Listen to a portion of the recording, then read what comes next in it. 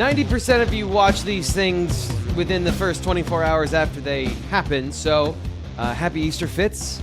Happy Easter to all of you watching, and in your Easter basket, you got 2 Penn State football commits. Ryan Snyder and I handled one of those on Saturday. Fitz and I are recording this on a Sunday, and we are here to talk about the other Penn State football commit from this second weekend of spring football. So, Fitz, welcome. Thank you for the time today on a very busy holiday weekend.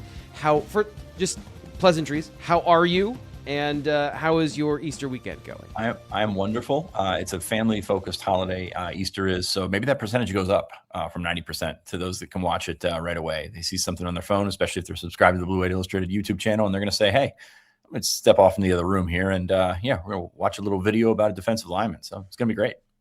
Yeah, a little 12 to 14-minute conversation about Penn State football while you're taking a nap after your Easter ham.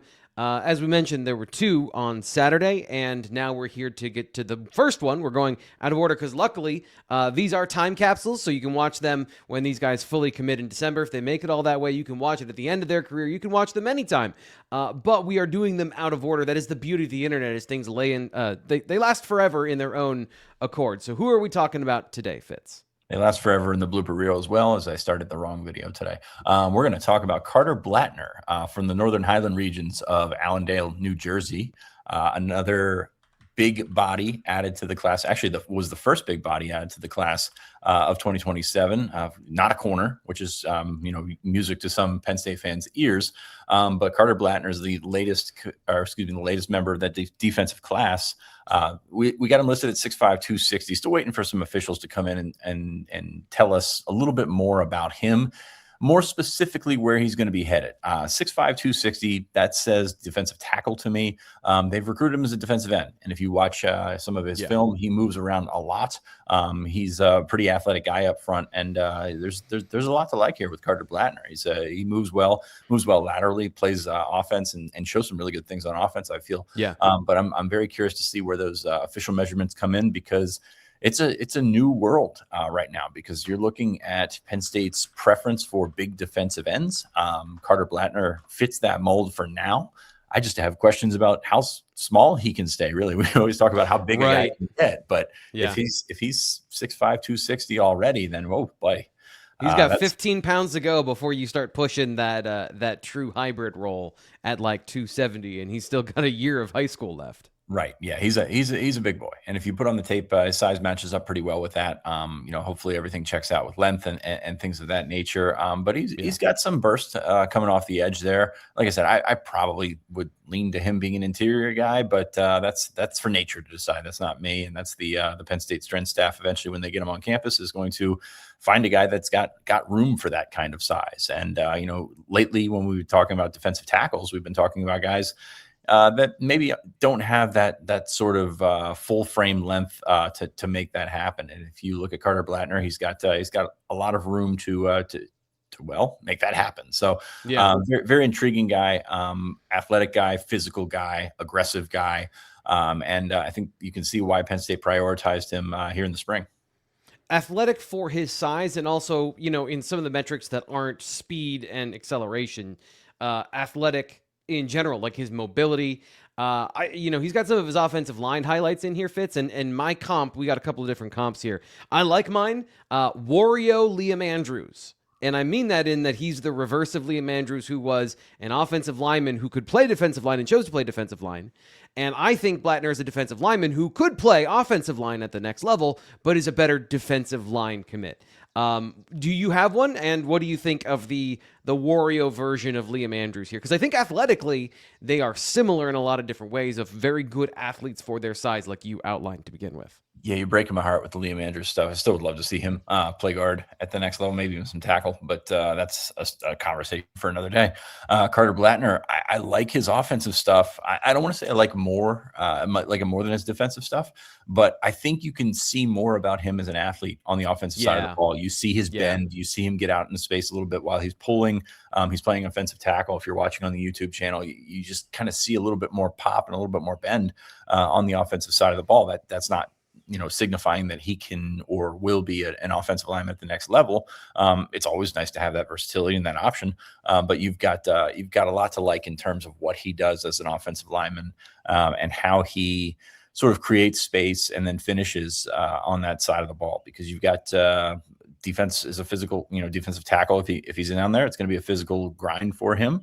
But as he puts on size, I think he should be able to handle it based on some of the stuff that we saw, on the offensive side of the ball here. So comps are tough because a lot of guys that are that size are still, again, walking and chewing gum.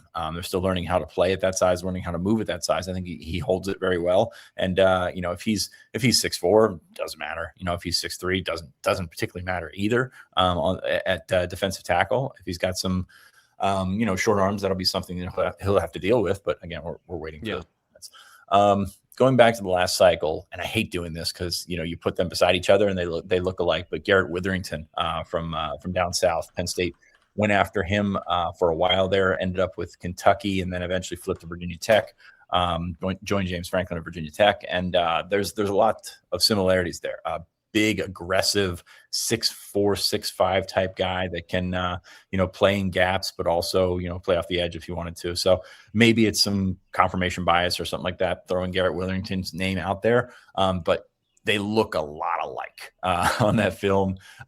Witherington wore number 90. I think Blattner wears number 50. So, you just kind of look the same on that film. But put them side by side, and a lot of similarities there in terms of what's to come from Mr. Blattner. This is one that we've been earmarked for a while as a potential commit for Penn State. He's been waiting to get on campus for a long time. I think kind of adjusting his schedule to see everything and then see Penn State and then confirm, hey, Penn State's the place I want to be. He's an 89 on Rivals and 89 on 24/7. His industry ranking's lagging because ESPN's not in there right now. But number 49 defensive lineman nationally, number 7 in New Jersey. I think that's about right. Big body that's got some potential, and he's right down the road from where they're going to have a couple of camps. The Nike camp's coming up in North Jersey next weekend, I believe, and the Under Armour is at the end of the month. So hopefully one of us can get out and see him and see if it backs up what we saw or what we think we saw on tape. Yeah, I've watched a little bit of some full game footage, which I'll talk about here in just one second. First thing is I got to remind you, please like the video and subscribe here to the Blue White Illustrated YouTube channel. These things are happening fast. This is I think the 5th commit within a calendar week, Fitz. So like if you haven't been paying attention and suddenly you've got 5 of these to watch, like it's a great afternoon for you, but they're more fun when you get them when they're fresh. It's like, you got to get a good bagel or a donut when it's fresh. So make sure you're subscribed here. You like the video. You help us out in that way. And we'll keep feeding you these things as they come, giving you high quality content at any time, any day of the week. We're obviously willing to work at any point, so we appreciate you supporting us in that effort. And somebody who supports us, Fitz, that I know you got a chance to meet earlier this year is Josh over at freedomfinancialtax.com. Tell us about your interaction with Josh, who is a fan of the show and is a fan of this particular video series, not just because he sponsored it. He's a huge fan of Penn State football. We love Josh, and he's a huge fan of breaking news in the good sort of way, and that's why he's on with us. And another commitment for him. And I'm happy for Josh. Again, it got a little dicey there coming through the pass, but we're able to get back here and talk about the positive momentum. And right now, Penn State's got a lot of positive momentum.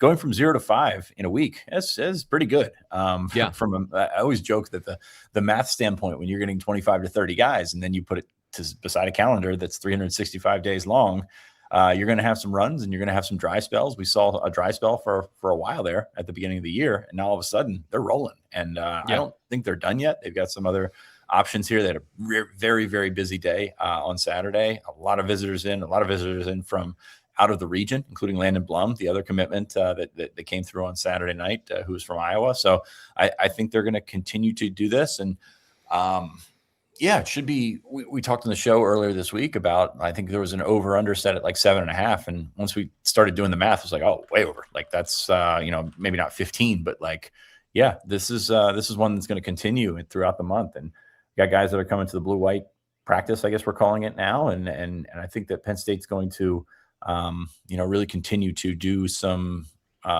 positive things on the trail in 2027. I know it's a breath of fresh air for everybody, especially Josh, who big time Penn State fan, who's a big time supporter, and we appreciate him. Yeah, it's really important that they are getting all of this done ahead of the blue-white game, because the blue-white game is a big moment for them in recruiting as well. But before then, and a big moment for everybody else, is Tax Day, which is coming up very, very soon if you're watching this within the first couple hours of it coming out. And here's the deal. Like, I don't know if you're a neurodivergent like me, but you probably put things off because you need the thrill of the deadline. Like, oh, what if I don't succeed here, to actually motivate you to do something? Here, you don't have to live like that. Josh is really good at taxes and you're not. Like, you're just not good at it. You do it every year, but you don't need to. And he can help you out if you're an individual. And by the way, if you're a business, I have flirted with most of my life. My grandfather growing up, my grandfather owned his own business. He was a butcher. So, like, it's always been in the back of my mind, like, the right thing to do, air quotes, is to start your own business, but I have none of the skills to do any of those things. And I always knew that my grandpa was good at math because of cuts and you need to do all the things. All that escaped me, so never really happened for me. But if I ever did want to start a business, Josh is the guy I go to first, because he can handle all the tax stuff for you. Everything you need to do to start a business with their new business startup package. They can even help you with your payroll and things like that. So it can be a one-stop shop for you, so that whatever idea you have in the future or you have currently, that's all you need. They'll do the rest of it for you so that you can get into actually owning a business and making money. And they'll help you with the IRS giving you the lowest taxable rate possible. Or if you're an individual, just like if you got a complex tax situation, you don't have, a W-2, you've got a bunch of things, you're a gig worker, they can handle all kinds of stuff. I've gotten like 3 texts from him since January, and he texts me probably 4 times a week normally. So he's busy, but he's willing to help you because he's a Penn State football fan, and he wants to make sure that you get your taxes done because he's a genuinely great guy, and he wants to help people out. So freedomfinancialtax.com, 866-401-1090. And if you do call Josh, tell him you heard about it here on the Committed Video Series on the Blue White Illustrated YouTube channel. Fitz, I'm going to put this up here again for the highlights. So getting a little bit into Carter Blattner, you mentioned, like, we both think he's a good athlete, but when it comes to the ability to play off the edge, you see here on on the YouTube channel, he's playing a lot of 5-man defensive lines. He'll bounce in and play 5 technique. He'll play edge rusher a little bit. I think he's actually a good pass rusher. He's got a good set of moves.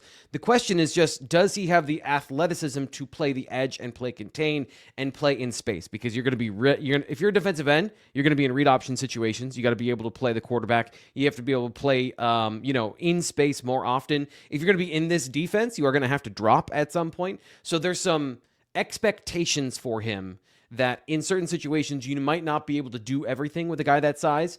And here's another very interesting thing. We've talked about comps at the Penn State level.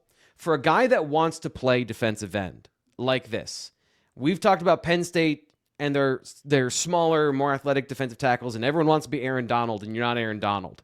Like, you just aren't. This is the J.J. Watt conundrum. We have a new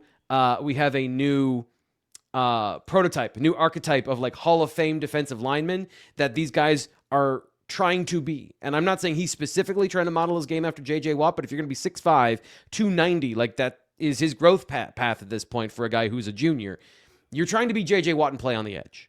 And so that takes a level of athleticism that is uncanny, right? That is just unique to certain bloodlines in the NFL.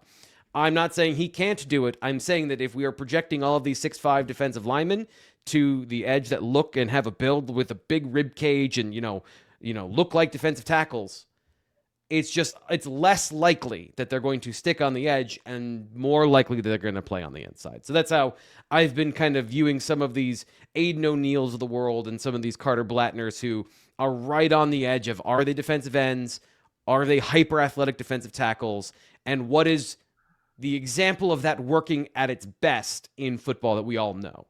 One of my favorite stories, and I don't know how this will come off, but Rob Windsor was early in his career at Penn State, and he was kind of fluctuating. I think he came in as a guy like this, a taller guy that eventually would be a defensive tackle. I think a lot of people saw that and wanted to be J.J. Watt. And so I followed up with, I believe it was a teammate that said he thinks he's J.J. Watt, and I said, oh, he thinks he's like J.J. Watt. And he goes, no, he thinks he's J.J. Watt. And I think that you're going to see that a lot as we continue to go through this. And I thought Rob was a fantastic player. He was a draft pick of the Colts, had a good career with with eventually moving down and playing on the interior.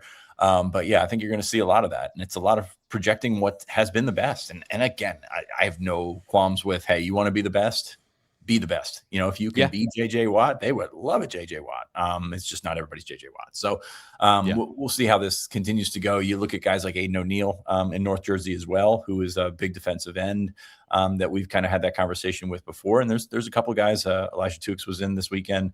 Zamar Tukes was in this weekend to check things out. He's a big guy as well. So they're getting bigger up front. We've talked so much about the additional weight for the defensive tackles that are on the board. And we talk about, they're going everywhere to look for big defensive tackles. But I think you're just trying to get everybody bigger. And you look at what they brought in across the roster from Iowa State in this offseason. And there's a lot of big guys in there, a lot of big frames. Elijah Carnell looked great when we were practice last week or 2 weeks ago. And, it's just guys like that just are going to fill out eventually. Do they see the vision right now? Maybe not. But at the same time, I think that you trust the process and you get there. And I think he's a guy that eventually gets there and is an interior guy. Yeah.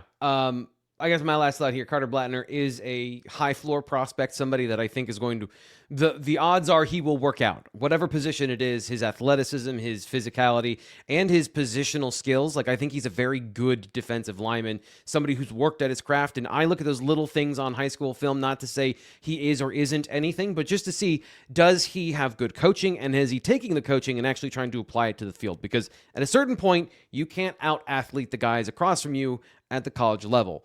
And I think he has the DNA of somebody with luck, that, injury luck and progression luck and all those things that maybe are not even within his control.